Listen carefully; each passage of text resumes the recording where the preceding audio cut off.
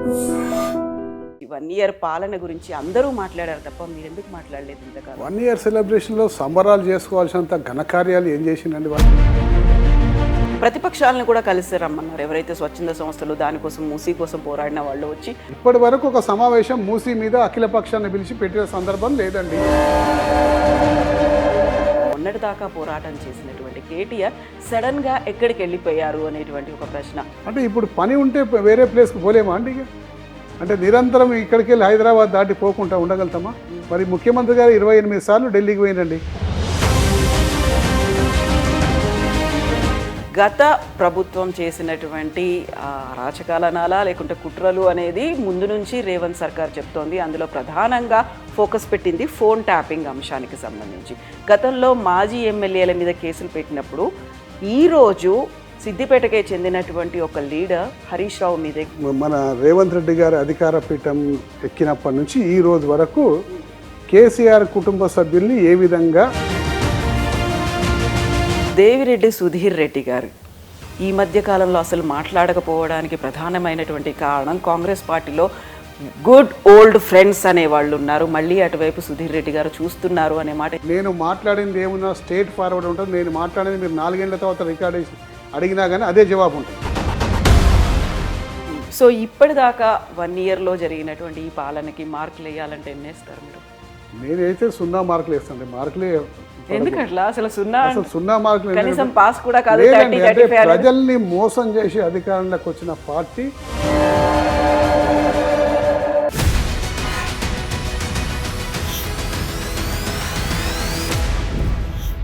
నమస్తే, welcome to I dream inside politics with Kavitha. Revanth సర్కార్ తెలంగాణలో ఏర్పడి 1 ఇయర్ పూర్తయిన సందర్భంగా సెలబ్రేషన్స్ జరుపుకుంటున్నారు. అయితే ఈ సెలబ్రేషన్స్ గురించి, కాంగ్రెస్ పాలన గురించి, రేవంత్ గురించి ఇప్పటిదాకా మాట్లాడని ఒక ఎమ్మెల్యేతో ప్రస్తుతం మనం ఉన్నాము. మనతో పాటుగా ఉన్నారు ఎల్బీ నగర్ ఎమ్మెల్యే దేవిరెడ్డి సుధీర్ రెడ్డి గారు. సో 1 ఇయర్ సెలబ్రేషన్స్ గురించి, 1 ఇయర్ పాలన గురించి అందరూ మాట్లాడారు తప్ప మీరు ఎందుకు మాట్లాడలేదు ఇంతకాలం? 30th మొన్ననే కదండి ఎలక్షన్స్ అయిపోయి 1 ఇయర్ అయిపోయింది. ఏడాదికి 3వ రోజు. 1 ఇయర్ సెలబ్రేషన్లో సంబరాలు చేసుకోవాల్సినంత ఘనకార్యాలు ఏం చేసిందండి వాళ్ళు? అన్ని ప్రజలను మోసం చేసిందే తప్ప సంబరాలు చేసుకుంటాం, మేము ప్రజలకు ఇచ్చిన వాగ్దానాలు ఫుల్ఫిల్ చేసినాం, ఎక్స్ట్రా ఇది చేసినామని చెప్పుకోవడానికి ఒక్కటనే ఉందా అండి? ఎక్కడ కూడా లేదు. కేవలం మోసపూరిత ప్రభుత్వం, మోసపూరిత వాగ్దానాలు చేసింది. అదేవిధంగా ప్రభుత్వాన్ని నడిపిస్తున్నారు తప్ప ప్రజలకు చేసింది ఏమీ లేదు, శూన్యం. సో 1 ఇయర్ సెలబ్రేషన్స్ అనేవి 1st నుంచి 9th వరకు 9 రోజుల పాటు జరగబోతున్నాయి. ఈరోజు హైదరాబాద్లో కూడా డిఫరెంట్ కార్యక్రమాలు నగర అభివృద్ధి కోసం చేపడుతున్నారు. ఏం చేశారంటే హైదరాబాద్లో ఇలా చేపట్టిన కార్యక్రమాలన్నీ కూడా బీఆర్ఎస్ పార్టీ స్టార్ట్ చేసి దాదాపు బీఆర్ఎస్ పార్టీ ఎన్నికలప్పుడు పూర్తి అయ్యే స్టేజ్లో ఇప్పుడు పూర్తి అయినాయి. వాళ్ళు ఇనాగ్రేషన్ చేసుకుంటారు. ఈ ఎస్టీపీలన్నీ వాళ్ళు ఇనాగ్రేషన్ చేస్తుంటారు. ఏ ఒక్క కార్యక్రమం కాంగ్రెస్ పార్టీ స్టార్ట్ చేసింది కాదు, కాంగ్రెస్ పార్టీ పూర్తి చేసింది కాదు. అన్ని బీఆర్ఎస్ పార్టీ స్టార్ట్ చేసి బీఆర్ఎస్ పార్టీ హయాంలోనే దాదాపు 75% 80% పూర్తి అయిపోయినాయి. ఒక 20% ఈ ప్రభుత్వం హయాంలో పూర్తయినాయి. అవి మాత్రం ఇనాగ్రేషన్ చేసి అది మేం చేసినట్టు వాళ్ళ ఖాతాలో కలుపుకొని సంబరాలు చేసుకుంటున్నారు. సో పనులు మాయి, సంబరాలు వాళ్ళవి. ఓకే. సో 1 ఇయర్ పాలన అనేది ఎట్లుంది అనుకుంటున్నారు మీరు? ఎట్లుందండి? ఇప్పుడు 1 ఇయర్లో వాళ్ళు అనేక కార్యక్రమాలు ప్రజలకు ఎన్నికల్లో వాగ్దానం చేసిండ్రు. రైతు బంధు పథకానికి డబల్ ఇంకా పైసలు 5,000 రూపాయలు ఎక్కువ ఇస్తున్నారు.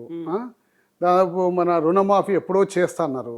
దాని తర్వాత మహిళలకు 2,500 పెన్షన్ ఇస్తున్నారు. దాని తర్వాత పెన్షన్ 4,000 రూపాయలు చేస్తున్నారు. ఇందులో ఏదైనా ఒకటి మన కళ్యాణ లక్ష్మికి తులం బంగారం ఇస్తున్నారు. ఏదైనా ఒకటి చేసిందండి?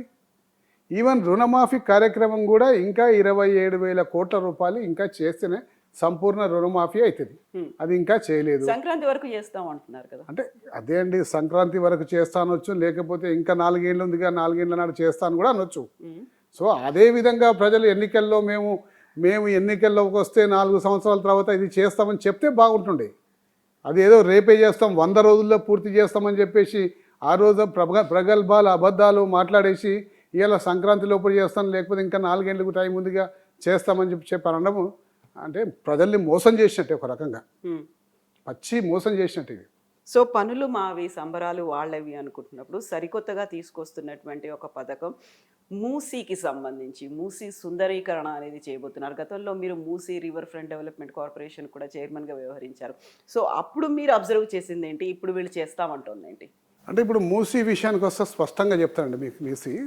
మూసీ స్టార్ట్ చేసింది మా నాయకుడు కేసీఆర్ గారు మొదలుపెట్టింది మూసీ సుందరీకరణ పనులు. కేసీఆర్ గారు శ్రద్ధతోటి మూసీ సుందరీకరణ చేయాలని చెప్పేసి కేటీఆర్ గారిని నన్ను పిలిచి అసలు మూసీ సుందరీకరణ చేద్దాం, ఎక్కడి నుంచి మొదలు పెడదాం, ఎట్లా చేద్దామని చెప్పేసి డిస్కషన్ చేసినప్పుడు మా నాయకుడు ఒక దిశానిర్దేశం మాకు ఇచ్చిండు. మూసీని 4 భాగాలుగా విభజించండి. మొదటి భాగం మూసీలోకి వచ్చే మురుగునీరు డ్రైనేజ్ వాటర్ని అంతా శుద్ధి చేయండి. ఎప్పుడైతే మూసీ నీరు డ్రైనేజ్ వాటర్ని శుద్ధి చేస్తారో అప్పుడే కొంచెం వాతావరణం మెరుగవుతుంది, మంచి వాతావరణం వస్తుంది. రెండవ స్టేజ్లో మూసీకి ఇరువైపులా బ్రిడ్జెస్ కట్టి ట్రాఫిక్ని ఈజీ చేయండి, అక్కడ ఇక్కడ బ్రిడ్జెస్ కట్టి ఈజీ చేయండి. మూడో స్టేజ్లో మూసీలో ఉన్న స్లెడ్జ్ అంతా కూడా అంటే 50-60 సంవత్సరాల నుంచి పేరుకపోయిన ఈ డ్రైనేజ్ వాటర్ వచ్చి పేరుకపోయిన సన్నటి ఒండ్రు మట్టి స్లెడ్జ్ని అంతా కూడా దాన్ని ఒక వైపుకి వేసి క్యాపింగ్ చేయండి. క్యాపింగ్ చేస్తే పొల్యూషన్ కాదు. అది చేయాలంటే చాలా కష్టమైన పని, ఎందుకంటే అది ఎక్కడి నుంచి ఒక దగ్గర ట్రాన్స్పోర్ట్ చేసి ఇంకో దగ్గర వేయలేము. కాబట్టి అక్కడనే తీసి ఒక సైడ్కి వేసి దాన్ని క్యాపింగ్ చేయాలి. దానివల్ల మళ్ళీ కాలుష్యం బయట వెదజల్లకుండా చూసుకోవాలి. ఈ 3 స్థాయిలు చేసినాక అప్పుడు ప్రజల నిర్వాసితుల సంగతి మనం ఆలోచన చేద్దాం. వాళ్ళకు కూడా సంతోషకరంగా వాళ్ళు వెళ్ళిపోయేటాడు, వాళ్ళకు మంచి ప్యాకేజ్ ఇద్దాం అని చెప్పేసి మాకు గైడెన్స్ ఇచ్చిండు మా నాయకుడు. గైడెన్స్ ఇస్తే మొదటి విడతగా మేము 4,000 కోట్ల రూపాయలతో వెచ్చించి ఇప్పుడు ముఖ్యమంత్రి గారు అయితే ఇనాగ్రేషన్ చేస్తున్న ఎస్టీపీలు అన్నీ కూడా ఆ రోజుల్లో మాజీ ముఖ్యమంత్రి గారు కేసీఆర్ గారు మొదలుపెట్టి వాటికి డబ్బిచ్చి దాదాపు 70% పూర్తి చేసినవన్నీ కూడా ఇప్పుడు ముఖ్యమంత్రి గారు ఇనాగ్రేషన్ చేస్తున్నారు. అంటే మొదటి పార్ట్ దాదాపు పూర్తయినట్టే. రెండవ పార్ట్లో 15 బ్రిడ్జిలు అక్రాస్ ద మూసి 15 బ్రిడ్జిలు కడుతున్నాం. ఈ 15 బ్రిడ్జిలలో ముసరాంబాగ్ బ్రిడ్జ్ స్టార్ట్ అయిపోయింది, ముసరాంబాగ్ బ్రిడ్జ్ మొదలైపోయింది. రెండవది మన ఫత్తుల్లాగూడ దగ్గర ఒకటి బ్రిడ్జు, అది కూడా మొదలుపెట్టినాం ఎలక్షన్ల కన్నా ముందల్ని. సో రెండవ స్టేజ్లో 15 బ్రిడ్జిలు కట్టి అటువైపు నుంచి ఇటువైపు వచ్చే ట్రాఫిక్ని ఈజీ చేసుకునే ప్రక్రియలో 15 బ్రిడ్జిలు స్టార్ట్ చేశాం. ఆ 15 బ్రిడ్జ్లో ముసరాంబాగ్ బ్రిడ్జ్ ఒకటి, ఫతుల్లాగూడలో ఒక బ్రిడ్జు, ఫతుల్లాగూడ నుంచి పీర్జాద కూడా కలుపుతున్నాము. సో ఈ 2 బ్రిడ్జిలు ఎన్నికల ముందే శంకుస్థాపన చేశాము. దాదాపు ఒక బ్రిడ్జ్ ముసరాంబాగ్ పూర్తయ్యే స్టేజ్లో ఉంది. అక్కడ పీర్జాద కూడా బ్రిడ్జ్ దాదాపు సగం పూర్తి అయిపోయింది. సో ఈ 2 పూర్తి అయిపోయాక లోపల ఉన్న స్లెడ్జు అంటే ఒండ్రు మట్టి అంతా కూడా తీసి ఇరువైపులకు వేసి దాన్ని సీల్ చేసి ప్యాకింగ్ చేసి క్యాపింగ్ చేయాలి. అంటే మళ్ళీ కాలుష్య క్యాపింగ్ చేస్తే 3 స్థాయిలు పూర్తయిపోతాయి. ఈ 3 స్థాయిలు పూర్తయితే ఖచ్చితంగా ప్రజలంతా గమనిస్తూనే ఉంటారు మూసీలో ఏం జరుగుతుంది, ఖచ్చితంగా అభివృద్ధి జరుగుతుంది, రాబోయే రోజుల్లో మూసీ చాలా సుందరంగా తయారవుతుంది అన్న ఒక నమ్మకం ప్రజలకు క్రియేట్ చేసిన వాళ్ళం అవుతాము. దాని తర్వాత నిర్వాసితులు ఎవరైతే నిర్వాసితులు బఫర్ జోన్లో రివర్ బెడ్లో ఉన్న వాళ్ళు అంటున్నారుగా, వాళ్ళు ఎవరు కబ్జాదారులు కాదండి. మూసీలో ఉన్న భూమి అంతా కూడా పట్టా ల్యాండ్స్ అనాదిగా వస్తున్న వెనకటి నుంచి 90-100 సంవత్సరాల నుంచి రెవెన్యూ రికార్డ్స్లో పేరున్న అంతా పట్టాదారులు, పట్టా ల్యాండ్స్. కాలానుగుణంగా వాళ్ళ అవసరాల దృష్ట్యా వాళ్ళు ఒక 2,000 గజాలు ఒక 10 మందికి అమ్ముకుని 200 గజాలు ఇట్లా 5 మందికి ఇట్లా అమ్ముకోవడం జరిగింది. కొనుక్కున్న వాళ్ళందరూ కూడా కొనుక్కొని కొంతమంది పర్మిషన్లు తీసుకొని చట్టబద్ధంగా కట్టిన, కొంతమంది పర్మిషన్లు తీసుకోకుండా కట్టిరు. కానీ చాలామంది పర్మిషన్లు తీసుకొని కట్టిరు. కాబట్టి వాళ్ళు ఎవరు కబ్జాదారులు కాదండి. కష్టపడి పైసా కూడబెట్టుకొని నగరం మధ్యలో ఎక్కడ కూడా కాస్ట్లీ ఉంటుంది, మూసీ నదికి ఒడ్డుకైతే కొంచెం చీప్ వస్తుందన్న ఉద్దేశంతో పాపం నగా నట్రా అమ్మి ఊరికెళ్ళి ఊర్లలో పొలం ఉంటే అన్నీ అమ్ముకొని తీసుకొచ్చి కట్టుకొని స్థిర నివాసం ఉంటుంది. ఈరోజు అకస్మాత్తుగా వాళ్ళని కబ్జాదారులని మీరు వెళ్ళిపోండి అని చెప్పేసి ఆర్బిఎక్స్ అని కొట్టేసి వాళ్ళ గోడల మీద ఆర్బిఎక్స్ అని రాసి మొదటి 3 స్టేజ్లు కథం కాకుండా 4వ స్టేజ్కి రావాల్సిన ఈ అంశాన్ని 4వ స్టేజ్ నుంచి ఈ ముఖ్యమంత్రి ప్రారంభించాడు. అది చాలా పొరపాటు, చాలా తీవ్రంగా దాన్ని ఖండిస్తున్నాం. నెంబర్ 1, మూసీ నదికి అభివృద్ధికి మేము అడ్డం కాదండి. మొదలుపెట్టిందే బీఆర్ఎస్ పార్టీ, మా అధినేత కేసీఆర్ గారు. కానీ మూసీ నదిలో మేము వాళ్ళు చేస్తున్న ఏదైతే మొదటి 3 అంశాలను వదిలిపెట్టి 4వ స్థాయి నుంచి మొదలు పెడుతుందిగా దాన్ని వ్యతిరేకిస్తున్నాము. రెండవది, నిర్వాసితులకు మెరుగైన ప్యాకేజీ, మెరుగైన నష్టపరిహారం ఇవ్వము అని చెప్పి మేము పోరాడుతూ ఉన్నాం. మంచి మెరుగైన ప్యాకేజీ ఇవ్వండి, వాళ్ళని సంతోషంగా పంపండి, వాళ్ళ కడుపు మండి కడుపు రగిలిపోయేటట్టు వాళ్ళు కష్టపడి కట్టుకున్న ఇల్లు కూల్చకండి, వాళ్ళని ఒప్పించి వాళ్ళని షిఫ్ట్ చేయమని మేము అడుగుతున్నాము. ఇంకో విషయం, మూసీ నదిలో అప్పుడు మేము అంతా ఎస్టిమేట్ చేస్తే మాకు 20,000 కోట్ల రూపాయల్లో మూసీ అయిపోతుందండి.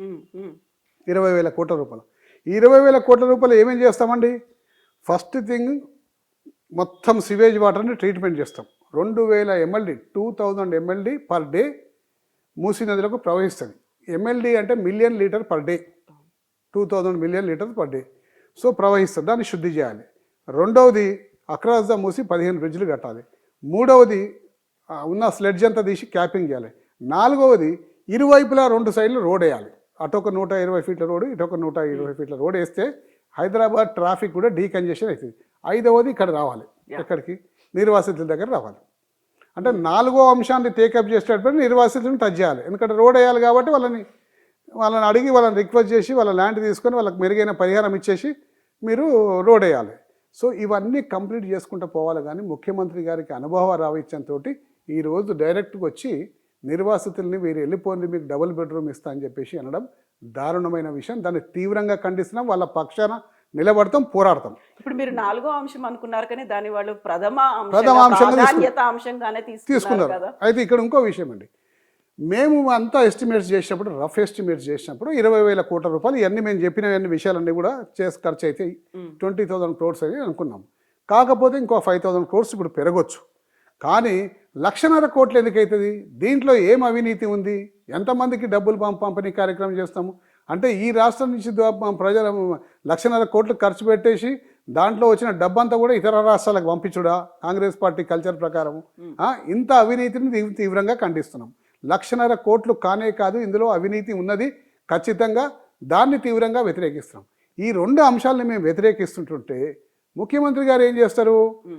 ఇది బీఆర్ఎస్ పార్టీ వ్యతిరేకిస్తున్నది అని నల్గొండ రైతులను రెచ్చగొట్టే ప్రయత్నం చేసి, అంటే మీకు మురికి నీళ్ళు వస్తున్నాయి, మేము చేద్దామంటే బీఆర్ఎస్ పార్టీ వాళ్ళు ఏదో అడ్డం పడుతుండ్రు అని వాళ్ళకేదో రెచ్చగొట్టే ప్రయత్నం చేసింది. నల్గొండ రైతుల కంటే ఇప్పుడు మేము చేసిన ఎస్టీపీలు అన్నీ కడితే స్వచ్ఛమైన నీరు నల్గొండ రైతులకు కూడా పోతుంది కండి. ఆ కార్యక్రమాన్ని మాజీ ముఖ్యమంత్రిగా కేసీఆర్ గారు ఎప్పుడో ప్రారంభించిందిగా. దాదాపు 80% మేము అధికారంలో ఉన్నప్పుడే పూర్తి అయిపోయింది. అన్నీ స్వచ్ఛమైన నీరు నల్గొండకు పోతాయి. కానీ ఆ విషయాలు ఏం తెలవకుండా నల్గొండ రైతులను రెచ్చగొట్టే ప్రయత్నం చేసి, అంటే కేవలం ఏంటంటే అండి దృష్టి మరల్చే కార్యక్రమాలు, ఏదో విధంగా దృష్టి మరల్చేసి దాన్ని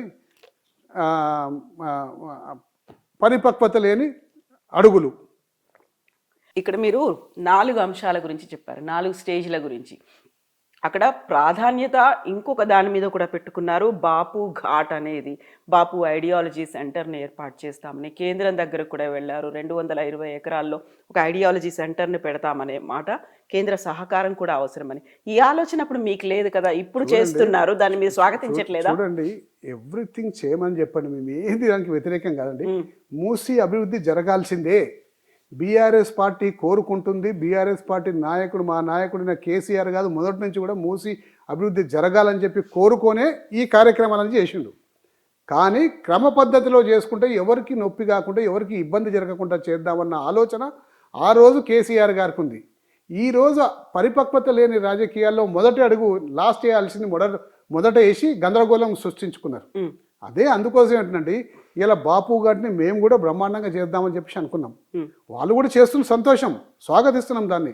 కానీ చేసే పద్ధతిలో, నేను మంచి పని చేస్తున్నా, గొప్ప పని చేస్తున్నా, ఎవరు ఏదైనా అనుకుంటే గొప్ప పని చేస్తున్నా అని చెప్పేసి అనుకుంటే ప్రజలు స్వాగతించారండి. గొప్ప పని కూడా ప్రజల్ని కన్విన్స్ చేసి చేయాలి. ఇవాళ నేను ఒక అద్భుతమైన కట్టడం కడతా, ఇడికెళ్ళి 100 ఇళ్ళు కూలగొట్టండి అని చెప్పేసి అంటే ప్రజలు యాక్సెప్ట్ చేయరు. ఎందుకు 100 ఇళ్ళు కూలగొట్టాలి? నీ అద్భుతమైన కట్టడం ఏంది? దానికి అంత ప్రాధాన్యత ఏముంది? మా ఇండ్లు త్యాగం చేయాలంటే అంత అద్భుతమైన స్ట్రక్చర్ ఏమొస్తుంది అనే విషయం ప్రజలకు చెప్పాలి, కన్విన్స్ చేయాలి, అక్కడి నుంచి ఖాళీ చేయాలి.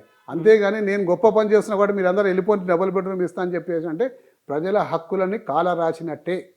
ఇప్పుడు మూసీ డెవలప్మెంట్ కోసం, దాని సుందరీకరణ కోసం, పునరుజ్జీవం కోసం చేస్తున్నటువంటి పెద్ద ప్రాజెక్టులో ప్రతిపక్షాలను కూడా కలిసి రమ్మన్నారు. ఎవరైతే స్వచ్ఛంద సంస్థలు దానికోసం, మూసీ కోసం పోరాడిన వాళ్ళు వచ్చి వాళ్ళ దగ్గర ఉన్నటువంటి సలహాలు సూచనలు ఇవ్వమంటే మీరెందుకని వెళ్ళలేకపోతున్నారు? దానికోసం ప్రత్యేకంగా సమావేశాలు కూడా పెడతామని అన్నారు. పెట్టమని చెప్పండి. పెట్టినప్పుడు మేము ఈ సలహాలు ఇస్తామండి ఖచ్చితంగా. మేమేం మూసీకి వ్యతిరేకం కాదు అంటున్నారు, కానీ పెడతలేరు కదా. మేము ప్రతిపక్షాలను కూడా పిలుస్తామంటున్నాం. పిలవమని చెప్పండి, పెట్టమని చెప్పండి, మాట్లాడతాం, అక్కడే చెప్తాము. ఇప్పటి వరకు ఒక సమావేశం మూసీ మీద అఖిల పక్షాన్ని పిలిచి పెట్టిన సందర్భం లేదండి. మా నాయకులు అందరిని పిలిచి లేకపోతే మిగతా ప్రతిపక్ష పార్టీలను పిలిచి ఈ మూసీ గురించి సమావేశాన్ని పెడుతున్నాం, మీ సలహాలు ఇవ్వమని చెప్పేసి అడిగిన సందర్భం ఇప్పటివరకు లేదు. ఎస్. సో ఇప్పుడు 1 ఇయర్ సెలబ్రేషన్స్ అనేవి ఇంత పెద్ద ఎత్తున జరుపుతున్నప్పుడు మొన్నటిదాకా పోరాటం చేసినటువంటి కేటీఆర్ సడన్గా ఎక్కడికి వెళ్ళిపోయారు అనేటువంటి ఒక ప్రశ్న. ఇంతమంది ఇన్ని రకాలుగా పోరాటాలు చేస్తున్నారు, ప్రశ్నిస్తున్నారు.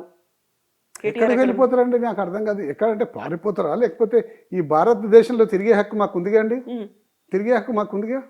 భారతదేశంలో ఏ ప్రాంతానికైనా పోవచ్చుగా, ప్రపంచంలో కూడా ఏ ప్రాంతానికైనా పోవచ్చు. మరి ఈ భారతదేశంలో ఏదో ఒక ప్లేస్కి పోతే ఎక్కడికి వెళ్ళిపోయారని చెప్పేసి ప్రశ్న ఎందుకు వస్తుందండి?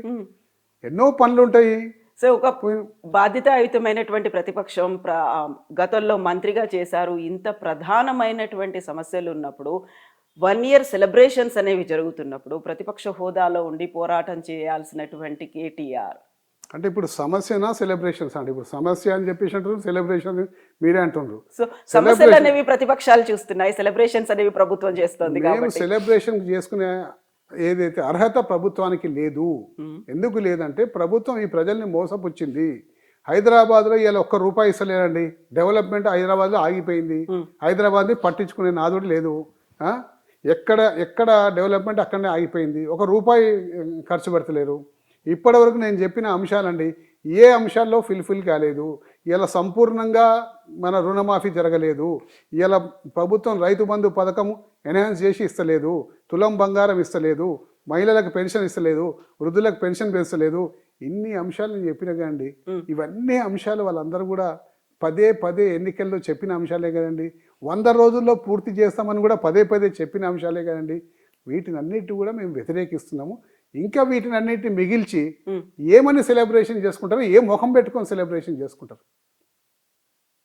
సో మీరేమో ప్రజలకి చేరలేదు, లేకుంటే హామీల అమలు జరగలేదు ఇవన్నీ అంటున్నప్పుడు వాళ్ళు చెప్తున్నటువంటి లెక్కలన్నీ సరైనవి కాదంటారా? చూడండి, లెక్కలు ఏదో విధంగా చెప్తారండి. ప్రజలు ఫీల్ కావాలి కండి ఆ లెక్కలతోటి. ప్రజలు ఫీల్ కావాలి. ఇలా గ్రామాన మీ కెమెరా పట్టుకొని పోండి, ఏం చేసినదో మీకు అన్నీ వస్తున్నాయని అడగండి. ఎన్ని జవాబులు వస్తాయో మీకే తెలిసిపోతుంది. సో ఇప్పుడు ప్రతిపక్షం చేయాల్సినటువంటి పోరాటం చేస్తుందా లేదా అనేది అనుకున్నప్పుడు పాదయాత్రలకి సంబంధించి కూడా గతంలో వచ్చింది. జనవరి నుంచి మళ్ళీ నేను పోరాటాన్ని చేస్తాను. గతం నల్గొండల వేదికే కాదు, హైదరాబాద్లో కూడా మూసీకి సంబంధించి ఎవరండి జనవరి నుంచి? రేవంత్ రెడ్డి చెప్పారు. అప్పుడు రేవంత్ రెడ్డి గారు ప్రభుత్వంలో ఉన్నాడంటే ఆయన పోరాటం చేయాల్సిన అవసరం లేదు. ప్రభుత్వంలో వండుకుంటూ కూడా రేవంత్ రెడ్డి పోరాటం చేయాల్సిన పరిస్థితి లేదు. ప్రజలను కన్విన్స్ చేయాలి రేవంత్ రెడ్డి. ఎందుకు మూసి చేస్తున్నారు? ఇప్పుడు నిర్వాసితులు ఉన్నారు కండి. ఇప్పుడు RBX అని ఇంటికి ప్రతి ఒక్కరు స్టాంప్ వేసి ఎర్ర మార్క్ గీశారండి. అంటే ఇక్కడ వరకు ఇండ్లు పోతాయి అన్నట్టు. పోతాయి అన్నప్పుడు ఒక బాధ్యతాయుతమైన మంత్రి పదవి హోదాలో ఉన్న ఒక పెద్ద మనిషి వచ్చేసి ప్రభుత్వము మీరు ఇక్కడి నుంచి తరలిస్తే ప్రభుత్వం మీకు ఇక్కడ ప్లాట్ ఇస్తుంది, ఇంతమందికి నష్టపరిహారం ఇస్తుంది, కాబట్టి మీరు పోవండి, లేకపోతే పోండి, లేకపోతే మీకు ఏం నష్టం కాకుండా మేము చూసుకుంటే ఒక భరోసా ఇవ్వాలండి. ఇలా లగచర్లలో ఇలా ఏం చేసిందండి, భూసేకరణ అంతకన్నా ముందు చేసిన భూసేకరణ ఆపేసి కొత్త భూసేకరణ పెట్టి మెరుగైన ప్యాకేజ్ ఇస్తామని వాళ్ళు అంటున్నారు. మేము అదేం అంటున్నాం కండి, మెరుగైన ప్యాకేజ్ ఇవ్వమని అంటున్నాము. 2013లో మన్మోహన్ సింగ్ గారు ప్రధానమంత్రిగా ఉన్నప్పుడు పార్లమెంట్లో ఒక బిల్లు ప్రవేశపెట్టిండ్రు, కొత్త భూసేకరణ చట్టం. అప్పటి వరకు కూడా దేశంలో ఏ రాష్ట్రంలో భూసేకరణ చేసినా 1891లో ఉన్న క్రూయల్ చట్టమే ఉంటుండే. దానికి చాలా తక్కువ పరిహారం వస్తుండే. ఆ చట్టాన్ని సవరించుకుంటూ కొత్త భూసేకరణ చట్టం తీసుకొచ్చిన ఒక మెరుగైన ప్యాకేజు ప్రభుత్వ అవసరాల కోసం ఏదైనా ఎవరిదైనా స్థలం తీసుకున్నా, భూమి తీసుకున్నా, ఇల్లు తీసుకున్నా వాళ్ళకు మెరుగైన ప్యాకేజ్ ఇవ్వాలని చెప్పేసి ఒక కొత్త చట్టం తీసుకొచ్చింది. మీ కాంగ్రెస్ పార్టీ హయాంలో, మీ నాయకుని హయాంలో తీసుకొచ్చిన చట్టాన్నే ఇలా ఉపయోగించి వాళ్ళకి మెరుగైన ప్యాకేజ్ ఇవ్వమని మేము కోరుతున్నాం. కానీ ఇప్పటివరకు ప్రభుత్వం నుంచి ఎటువంటి స్పందన లేదే. కనీసం వచ్చి ఆ చట్టం ప్రకారం మేము ఇస్తాము, మీకు ఈ ప్యాకేజ్ ఇస్తాం, మీ ఇల్లు తీసుకొస్తే మీ ఇల్లు కూలగొడితే ఇంకో దగ్గర మంచిగా మెరుగైన ఫ్లాట్ ఇస్తాము అని చెప్పాలి కాండి. అంటే చివరికి మేము కట్టిన డబుల్ బెడ్రూమ్లే వాళ్ళకి దిక్కు అయినాయి. అప్పుడేమో డబుల్ బెడ్రూమ్లు ఎక్కడ కట్టిండ్రు, అసలు కట్టలేదు, ప్రజల్ని మోసం చేస్తున్నారని చెప్పేసి ఇదే ముఖ్యమంత్రి గారు అన్నారు. కానీ ఇప్పుడు మేము కట్టిన డబుల్ బెడ్రూమ్లే ఇస్తామని వాళ్ళకు నిర్వాసితులకు చెప్తుంది.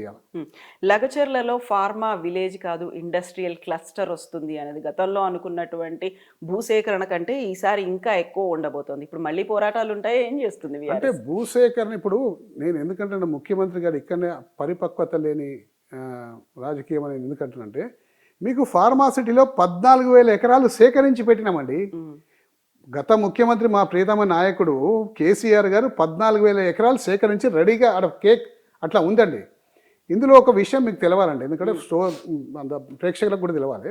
ఫార్మాసిటీ అనేది ఒకటి కడతాము. ఫార్మాస్యూటికల్ కంపెనీలు దాని రిలేటెడ్ కంపెనీలే వస్తాయి. ఫార్మాస్యూటికల్ కంపెనీలకి ఏంటంటే అందులో 3 రకాల కేటగిరీ ఉంటుంది. రెడ్, ఆరెంజ్, గ్రీన్ అని ఇట్లా 3 రకాల కేటగిరీ ఉంటుంది. గ్రీన్ ఏమో ఒక లో పొల్యూషన్ అయ్యే కర్మాగారాలు, ఉమ్. ఆరెంజ్ కొంచెం ఎక్కువ పొల్యూషన్ అయ్యే కర్మాగారాలు, రెడ్ అంటే ఇక టోటల్ పొల్యూషన్, హెవీ ఉంటుంది. Heavy pollution. గ్రీన్ వాటికి స్థానికంగా ఉన్న పొల్యూషన్ కంట్రోల్ కూడా పర్మిషన్ తీసుకుంటే అయిపోతుంది. ఉమ్, హెవీగా ఉన్న వాటికి కేంద్రంలో ఉన్న పొల్యూషన్ బోర్డు తీసుకోవాలి. రెడ్ కూడా రెడ్కి ఏమో కంప్లీట్లీ ఎన్విరాన్మెంటల్ క్లియరెన్సెస్ కూడా వస్తాయి దానికి. ఉమ్, ఆ pollution control board environmental clearances వస్తాయి. అంటే ఇప్పుడు నేను ఒక ఫార్మాస్యూటికల్ కంపెనీ పెట్టాలంటే, ఎక్కడైనా పెట్టాలంటే సొంతంగా భూమి కొనుక్కోవాలి, దానికి పర్మిషన్స్ అన్ని కేంద్రం నుంచి తెచ్చుకోవాలి, లేకపోతే స్థానికంగా ఉన్న పొల్యూషన్ కంట్రోల్ బోర్డు తెచ్చుకోవాలి, దానికి ట్రీట్మెంట్ ప్లాంట్ పెట్టుకోవాలి. ఇవన్నీ రకరకాల తలకా నొప్పులు ఉంటాయండి. అయితే ప్రభుత్వం ఏం చేసిందంటే, వీరు పెద్ద ఫార్మాసిటీ కావాలి, మన ఫార్మా హబ్గా డెవలప్ కావాలంటే ఈ 14,000 ఎకరాలు సేకరించి పెడితే రేపు పొద్దున ఎవరు ఫార్మాకు సంబంధించిన ఇండస్ట్రీ పెట్టుకోవాలన్నా డైరెక్ట్ వచ్చి శంకుస్థాపన చేసి పెట్టుకోవచ్చండి. ఏ పర్మిషన్ తీసుకోవాల్సిన అవసరం లేదు కేంద్రం నుంచి. అంటే ఇంత వసతిని క్రియేట్ చేసి అక్కడ పెడితే అండి, మళ్ళీ 3,000 ఎకరాలు చేసి ఫార్మాసిటీ కోసం నేను సేకరిస్తానేది మూర్ఖత్వం కాదండి. ఎందుకు కొడంగల్ అభివృద్ధి కోసం అనే మాట అంటున్నాడు కదా, నా ప్రాంత ప్రజల అభివృద్ధి కోసం 25,000 ఉద్యోగాలు ఇస్తాను అనుకున్నప్పుడు అక్కడ కొంచెం స్వార్థం కూడా కనిపిస్తుంది కదా. నా నియోజకవర్గం ఏమంటే నీ ప్రాంత ప్రజలకు నీ ప్రాంతం నుంచి ఇప్పుడు ఈ ఫార్మాసిటీ దూరం కాదండి, తక్కువ దూరంలోనే ఉన్నది, సేకరించి రెడీ పెట్టున్నది. ఏ పొల్యూషన్ క్లియరెన్సెస్ అవసరం లేదు. ప్రభుత్వమే ఎన్విరాన్మెంటల్ క్లియరెన్సెస్ ఆల్ క్లియరెన్సెస్ తీసుకొని ఫార్మాసిటీ రెడీ చేసి పెట్టింది. అందులో ప్రభుత్వమే ఏం చేస్తుందంటే ట్రీట్మెంట్ ప్లాంట్లు కడుతుంది. అంటే ఫార్మా నుంచి వెలువడ్డే వ్యర్థాలను ట్రీట్మెంట్ చేసేసి ఆ పరిసర ప్రాంతాల్లో నివసిస్తున్న ప్రజలకు ఏమాత్రం కూడా పొల్యూషన్ జరగకుండా అన్ని నిబంధనలను పాటించకుండా పర్మిషన్ తీసుకున్న స్థలం ఉంది ఆడ. అవి వదిలిపెట్టి మళ్ళీ నేను చేస్తా అంటాడు ఏంటండి ఫార్మాసిటీ. ఇప్పుడు తెలిసి వచ్చింది నేను చేస్తుంది పొరపాటు అని చెప్పేసి ఇప్పుడు ఫార్మాసిటీ రద్దు, ఇప్పుడు ఇండస్ట్రియల్ పార్క్ అంటున్నారు. మెరుగైన ప్యాకేజీ ఇస్తామని. ఈ మెరుగైన ప్యాకేజీ ఫార్మాసిటీ కోసం అని సేకరించేటప్పుడు ప్రజల్ని కన్విన్స్ చేయొచ్చుగా. అంటే అనుభవం వస్తుంది. ఇప్పుడు ఆయనకు తెలిసి వచ్చింది ఏంటంటే, అరే ఈ విధంగా వ్యతిరేకత వస్తుంది, నేను ఎంత ముఖ్యమంత్రి అయినా సరే నా కొడంగల్ నియోజకవర్గంలో అయినా సరే ఎవరు ప్రజలు ఇవ్వమంటే ఇవ్వరు, దాన్ని ప్రజల్ని కన్విన్స్ చేయాలని నచ్చజెప్పాలి, వాళ్ళకు మెరుగైన ప్యాకేజీ ఇవ్వాలన్న ఒక ఆలోచన ఇప్పుడు ఆయనకు ఐడియా వచ్చి ఉంటుంది. సో ఇప్పుడు గత ప్రభుత్వం చేసినటువంటి రాజకాలనాలా లేకుంటే కుట్రలు అనేది ముందు నుంచి రేవంత్ సర్కార్ చెప్తోంది. అందులో ప్రధానంగా ఫోకస్ పెట్టింది ఫోన్ ట్యాపింగ్ అంశానికి సంబంధించి. గతంలో మాజీ ఎమ్మెల్యేల మీద కేసులు పెట్టినప్పుడు ఈరోజు సిద్దిపేటకే చెందినటువంటి ఒక లీడర్ హరీష్ రావు మీదే కేసు పెట్టారు. పంజగుట్టలో కేసు నమోదైంది. ఫోన్ ట్యాపింగ్ చేశారని ప్రధానంగా హరీష్ రావు, రాధాకిషన్ రావు ఇద్దరు పేర్లతో ఎఫ్ఐఆర్ నమోదైంది. ఇప్పుడు చూడండి, మన రేవంత్ రెడ్డి గారి అధికార పీఠం ఎక్కినప్పటి నుంచి ఈ రోజు వరకు కేసీఆర్ కుటుంబ సభ్యుల్ని ఏ విధంగా లోపలేయాలి అనేక ప్రయత్నాలు చేస్తుంది. ఆ ప్రయత్నంలో భాగంగా ఇప్పుడు ఫోన్ ట్యాపింగ్ అనేది ఒకటి, మన ఫార్ములా ఈ రేసింగ్ ఒకటి రేవ్ పార్టీ అని ఒకటి, మొన్న లగచర్ల కేసులో అరెస్ట్ చేద్దామని ఒకటి, ఇలా రకరకాల ప్రయత్నాలు చేస్తుంటుంటే బెడిసి కొడుతున్నాయి. అన్నీ కూడా ఏ విధంగా బెడిసి కొడుతున్నాయి అంటే, ఏది చేసినా కష్టం. ఒక ఫ్యామిలీ కూర్చొని ఒక పార్టీ చేసుకుంటే అది రేవ్ పార్టీ అండి. ఒక బాధ్యతాయుతమైన మంత్రి గారి యొక్క ఫ్యామిలీ అంతా కూర్చొని ఒక పార్టీలో పార్టిసిపేట్ చేస్తే దాన్ని రేవ్ పార్టీగా చిత్రీకరిస్తారా? చిత్రీకరించి అందులో అరెస్ట్ చేద్దామని ప్రయత్నం చేసి అక్కడ ఎందుకో ఆ సందర్భంలో కేటీఆర్ గారు పోలేకపోయినారు. లేకపోతే అక్కడ అరెస్ట్ చేసేవాళ్ళు. అరెస్ట్ చేసి కేటీఆర్ గారిని అరెస్ట్ చేసి ఏదో రేవ్ పార్టీ అని చెప్పేసి ఆయన కంటగట్టే ప్రయత్నం చేసేవాళ్ళు. మన లగచర్లకు దాంట్లో అరెస్ట్ చేద్దామని కేటీఆర్ గారు ప్రోత్సహించి కేటీఆర్ గారు ఎగదోసిండ్రు పబ్లిక్ని. కాబట్టి అధికారుల మీద దాడి జరిగిందని చెప్పి కేటీఆర్ మీద పెడదామని ప్రయత్నం చేసిండు. ఏది పెట్టినా ఒకటే అండి, వెంజన్స్ రాజకీయాలు చేస్తే పక్క రాష్ట్రంలో ఏ విధంగా అయింది మనకు అనుభవం తెలుస్తున్నాం. పక్క రాష్ట్రం యొక్క లైవ్ ఎగ్జాంపుల్ మనకు. ప్రతీకార రాజకీయాలు ఎప్పుడు కూడా పనికిరావండి. నువ్వు పాలన చేయి, నీ పాలనలో ప్రజలను సంతోషపెట్టు, కానీ నీ ప్రతిపక్ష నాయకుల్ని అణిచివేస్తాం, లోపడేస్తాం, తొక్కేస్తాం, లేకపోతే ఆయన వాడే భాష కూడా ఏంటంటే అండి, పండబెట్టి తొక్కుతా, వంగబెట్టి గుర్దుతా, పేగులు మెడలేసుకుంటా, లాగులలో తొండలు వదిలిపెడతా, ఒక ముఖ్యమంత్రి వాడాల్సిన భాష అయితే ఇప్పుడు ఈ ఫోన్ ట్యాపింగ్ సంబంధించి ఎట్లా చూస్తున్నారు ఈ కేసుని? ఏం లేదండి, ఫోన్ ట్యాపింగ్ లేదు, ఏం లేదు. ఉమ్, జనరల్గా పోలీస్ డిపార్ట్మెంట్కి వెళ్ళి మన తీవ్రవాదులు కానీ లేకపోతే ఎవరైనా వాళ్ళు ఉంటే వాళ్ళ ఫోన్స్ ట్యాపింగ్ అవుతుంది. దానికి దీనికి లింక్ కలిపేసేసిండ్రు. కలిపేసేసి వీళ్ళ కోసం చేసినట్టు దాన్ని సృష్టించే ప్రయత్నం చేస్తుండ్రు. ఫోన్ ట్యాపింగ్లో ఏమీ లేదు, అసలు ఏమి జరగలేదు. కోర్టులు ఉన్నాయి ఖచ్చితంగా, రేపు ఆ కోర్టులు చూసుకుంటాయి, ఉమ్. న్యాయస్థానంలో పోరాడతాం. సో ఇలాంటి కేసులన్నీ ఒక్కొక్కటిగా బయటకు వస్తున్నాయి కాబట్టి కేటీఆర్ ఇప్పుడు ఇక్కడ లేకుండా బయటికి వెళ్ళిపోయారు అనే వాదన. ఎందుకు బయటికి వెళ్ళమంటే యాక్చువల్గా మొన్న లగచర్ల కేసు అప్పుడు కానీ లేకపోతే మొన్న ఏది మన రేవ్ పార్టీ సందర్భంగా మలేషియా పోవాల్సి ఉండే కేటీఆర్ గారు. మలేషియాలో ఉన్న బీఆర్ఎస్ పార్టీ పోవాల్సి ఉండే, అది క్యాన్సిల్ చేసుకొని ఇక్కడ వెయిట్ చేసిండండి. ఎందుకంటే ఆ టైంలో కరెక్ట్ టైంలో కేసు వచ్చిన టైంలో ఈయన మలేషియాలో ఉంటే ఏమంటారండి, పారిపోయింది చూసినావా, ఈ నుంచి దేశం నుంచి పారిపోయింది, చేసిన దొంగతనం చేసింది కాబట్టి పారిపోయింది అని చెప్పి ఆయన మీద నింద మోపుతారని చెప్పి ఆయన వెయిట్ చేసి, ఎస్ నేను ఇక్కడనే ఉన్నా, వెయిట్ చేస్తున్నా, మీరు ఎవరైనా రాండి, దమ్ముంటే వచ్చి అరెస్ట్ చేసుకుని చెప్పిండు. అంటే ఇప్పుడు పని ఉంటే వేరే ప్లేస్కి పోలేమా అండి? ఇక అంటే నిరంతరం ఇక్కడికి వెళ్ళి హైదరాబాద్ దాటి పోకుండా ఉండగలుగుతామా? మరి ముఖ్యమంత్రి గారు 28 సార్లు ఢిల్లీకి పోయినండి ఇప్పటి వరకు. 28 టైమ్స్ పోయింది ఒక్క సంవత్సరంలో. 28 టైమ్స్ ఢిల్లీకి పోయినా ఏ ముఖ్యమంత్రి, కాంగ్రెస్ ముఖ్యమంత్రి లేడండి. మరి ఎందుకు పోయినండి ముఖ్యమంత్రి గారు? కేంద్ర ప్రభుత్వం ఉంది, కేంద్ర ప్రభుత్వంతో చర్చలు జరపాల్సినవి ఉంటాయి. కేంద్ర ప్రభుత్వం ఉంటే ఆయనకు 28 టైమ్స్ ఉంటే మాకు 1-2 సార్లు మాకు అవసరాలు ఉన్నాయా అండి? ఆయనకంటే అధిష్టాన వర్గం ఢిల్లీలో ఉంది, పోయిన మేమేం దాన్ని కాదంటలేము. అంటే మాకు వేరే పనులు ఉండయా? మేము ఎక్కడ నా అటువంటి నేనే 1-2 సార్లు ఏదో పని మీద బెంగళూరు, ఢిల్లీ, చెన్నై పోతూనే ఉంటాం ఎవ్రీ మంత్ 1 or 2. ఇప్పుడు సీఎంగా రేవంత్ పాలన బాలేదంటారా? మొత్తం మంత్రివర్గం గురించి ఉన్నటువంటి మీ ఒపీనియన్ ఏంటి? చూడండి, మొత్తం టోటల్ మంత్రివర్గం అంతా కూడా అసలు ఎవ్వరు కూడా ఒక బాధ్యత తీసుకొని ఈ ప్రభుత్వం 5 ఏళ్ళు నడవాలని చెప్పేసి ఎవరు అనుకుంటలేరండి. ఎందుకలా? ఎవ్వరి కాళ్ళు అందరూ ఉన్న మంత్రులందరూ కూడా దోసుకునేదానికే దృష్టి పెట్టిండ్రు. మళ్ళీ 5 సంవత్సరాలు పోతే మళ్ళీ రాదురా నాయన, ఇప్పుడే మేమైనా ఉంటా బాగుపడాలని చెప్పేసి పరిపాలన గాలికి వదిలేసేసిండ్రు. డబ్బుల ఆదాయం మీద ఫోకస్ పెడుతుండ్రు. సో డబ్బు ఆదాయం అంటే ఎలాంటి ఫోకస్ ఏం చేస్తున్నారు? ఇక రకరకాలుగా అండి. ఇప్పుడు ఎవరైనా సలహాలు ఇవ్వాలి, ప్రభుత్వంలో ఈ విధంగా కలిసి చేయాలి, ఇది ఒక టీం వర్క్. ముఖ్యమంత్రి గారు ఈ పని చేస్తే, మంత్రులైనా మేము ఈ పని చేస్తాము, ఈ నిర్ణయాలు తీసుకునేటప్పుడు ఇట్లా మనం అందరూ ఆలోచించి తీసుకోవాలి, ఇవన్నీ జరుగుతాయండి. హైడ్రా అని పెట్టిండ్రు, ఓకే స్వాగతిస్తాం. హైడ్రాని స్వాగతిస్తున్నాం అంటే హైడ్రాని పెట్టి చెరువుల్ని, జలాశయాల్ని రక్షిద్దాం అనుకున్నారు. సంతోషం, కాదంటలేము మేము, దాన్ని ఏం కాదు. ఏమైందండి ఇప్పుడు? ఆరంభ శూరత్వం ఇప్పుడు ఏం లేదు, సైలెంట్ అయిపోయింది. ఇప్పుడు ఒక 35 మంది లిస్ట్ ఇస్తా అండి, చెరువులలో ఇళ్లలో కట్టుకున్న వాళ్ళు 35 మంది లిస్ట్ ఇస్తా, కూలగొట్టమని చెప్పండి. కాకుంటే మీరే ఒక మాట అన్నారు, ఇప్పుడు ఆ బుల్డోజర్లకు ఎదురుగానే నిలబడతాం, ఆ మీద నుంచి వెళ్ళాలి అనేది. మీరు లిస్ట్ ఇస్తా అన్నది ఎవరు లిస్ట్ ఇస్తా అన్నారు? హైడ్రా లిస్ట్ వేరే, మూసీ నిర్వాసితులు వేరండి. ఓ, మీరు పోరాటం చేసి నేను బుల్డోజర్కి ఎదురుగా ఉంటా అన్నది మూసీ కోసం అన్న. హైడ్రాలో ఏముందండి, జలాశయాల దగ్గర ఎఫ్టీఎల్లో బఫర్ జోన్లలో ఇళ్ళు కట్టుకున్నారు, గోడలు కట్టుకున్నారు, వాళ్ళ డ్రైనేజ్ అంతా కూడా గండిపేటలో వదులుతున్నారు. ఆ గండిపేట కలుషిత నీళ్లు మేము తాగాలా అని చెప్పి హైదరాబాద్ నగర ప్రజలందరినీ రెచ్చగొట్టిండు.